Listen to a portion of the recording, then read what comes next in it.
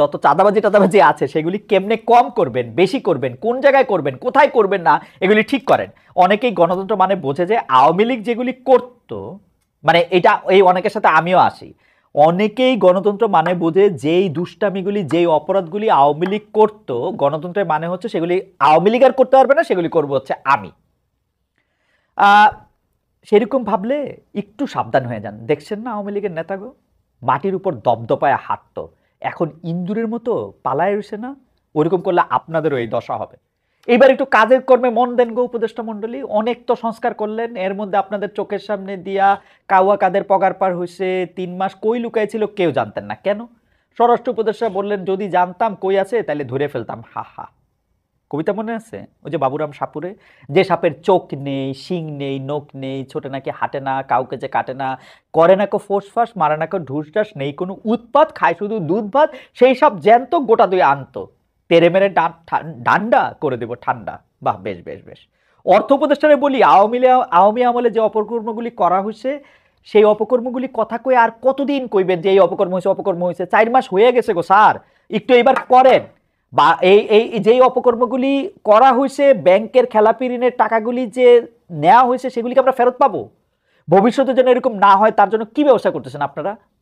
বাংলাদেশে মানুষ যখন 50,000 টাকা ঋণ নিতে যায়, তার জন্য জমি জমা, পুকুর, ঘটি বাটি, লোটা গামলা সব বন্ধ দিতে হয়। 50,000 কোটি টাকা ঋণের বিষয় এরকম কিছু কি আসে? মানে ঋণ না দিচ্ছে যে তারা, ঋণ যে তারা নিছে, বাংলাদেশে যেগুলি ঋণ খেলাপি আছে এগুলির বিরুদ্ধে আপনারা করেন হত্যা মামলা। এই যে ঋণ খেলাপি একটা ভালো জিনিস, এটা করলে কোনো অসুবিধা নাই। আমি যে ভবিষ্যতে বাংলাদেশে আর কাউরে ঋণ খেলাপি হইতে দেখবো না, এটা আমি কেমনে বুঝবো? কেন এই হত্যা মামলা দেওয়াটা খারাপ? তাদের কেস যখন কোর্টে উঠবে তখন তারা আরামে খালাস পেয়ে যাবে। বরং একটু কষ্ট করেন, এইসব ঋণ খেলাপিদের ব্যাপারে একটু কষ্ট করেন, খোঁজ করেন কি করেছে তারা, তাদের স্পেসিফিক অপরাধেই মামলা দেন। ব্যবসায়ীর সাথে কথা বলছেন, এই যে মাননীয় বাণিজ্য উপদেষ্টা, আপনি ব্যবসায়ীদের সাথে কথা বলছেন, বাজারটারে দেখেন তো হঠাৎ করে কেউ কৃত্রিমভাবে বেশি করে টাকা নিয়ে যেতেছে কিনা, কাউকে জিম্মি করতেছে কিনা, এগুলি খোঁজ নেন।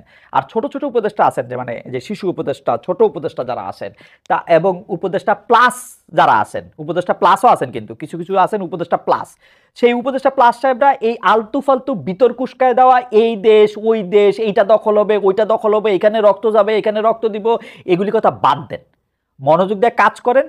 যেগুলি উপদেষ্টা প্লাস আছেন, যেহেতু সরকারের নাই, সেগুলি ভালো করে রাজনীতি করেন, রাজনীতি করে কি করবেন এটা মানুষের গিয়ে বলেন গিয়া।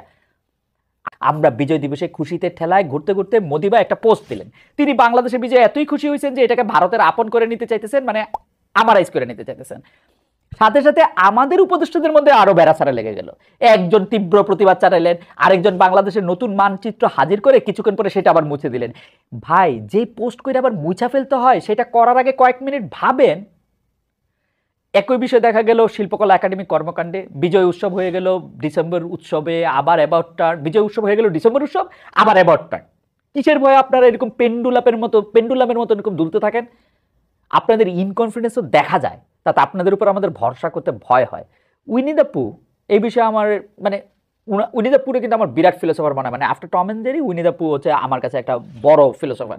সে বলতেছে doing nothing often leads to the very best of something. নেন, ইংরেজিতে বললাম, এই ভাষায় বললে তো আবার কথার দাম বেড়ে যায়। আপনি দেখবেন আমরা যখন মানে কোনো কথার একটা জোর দিতে চাই তখন এটার মধ্যে একটা ইংরেজি বলি, মানে ধরেন কাউরে করছে বেরিয়ে যাও, বেরিয়ে যাও কই আমাকে পোষায় না, আমাদের কইতে হয় গেট আউট। এজ এ বেরিয়ে যাওয়ার অর্থ চাই বুঝতেছে না, গেট আউট করলে সেটার মধ্যে এটা বুঝবে। বাদ দেবেন। আসি নির্বাচন প্রসঙ্গে। শেষ পর্যন্ত ডক্টর ইউনূস নির্বাচনের একটা সম্ভাব্য তারিখ ঘোষণা করেছেন। তিনি বলেছেন 2025-এর শেষে বা 2026-এর শুরুতে নির্বাচন হবে। এইবার নিশ্চয়ই বাংলাদেশের পরবর্তীতে যারা ক্ষমতায় আসবেন তারা শান্ত হইতে পারবেন। এখন একটু দম নেন, মানুষের কাছে যান, তাদের দাবি তাদের এক্সপেকটেশনগুলি শুনেন, তাদেরকে প্রতিশ্রুতি দেন, ওয়াদা করেন, বলেন যে আপনারা ক্ষমতায় যাবেন না, দায়িত্বে যাবেন এবং শেখ হাসিনার মতো ফেসিবাদী হয়ে উঠবেন না। অন্তত এখন তো বুঝতে পারলেন ডক্টর ইউনূস সরকার অনন্তকাল থাকতেছেন না। এইবার আপনাদের এই ঘ্যানর প্যানর বাদ দিয়ে রাজনীতিটা করেন। এই বাংলাদেশে যত উপানুষ্ঠানিক অর্থনীতি আছে, মানে উপানুষ্ঠানিক অর্থনীতি মানে সাদা বাংলা ভাষায় যেগুলিকে আসলে চাঁদাবাজির বিভিন্ন খানা আছে, মানে এইটা আমি আরেকজনের কাছ থেকে শিখা একটা কথা কইলাম আর কি। আসলে এই যে ইসলামের জন্য এত মানুষের এত স্যাক্রিফাইস, এত কষ্ট স্বীকার, এটা হযরত মুহাম্মদ সাল্লাল্লাহু আলাইহি ওয়াসাল্লামের পথ অনুসরণ করেই তিনিও আরেকটা সাংঘাতিক বৈরী পরিবেশে থেকেও মানুষকে ডাক দিয়েছেন ইসলাম ধর্ম বোঝার জন্য, যে তোমরা দেখো আমরা আসলে কিভাবে খাই, কিভাবে থাকি, অন্যদের সাথে আমাদের সম্পর্ক কিভাবে তৈরি হয়, মোট কথা কিভাবে জীবনযাপন করি, কিরকম কাপড় পরি, কিরকম ব্যবসা করি, দেখো আসো এগুলি নিয়ে কথা বলি।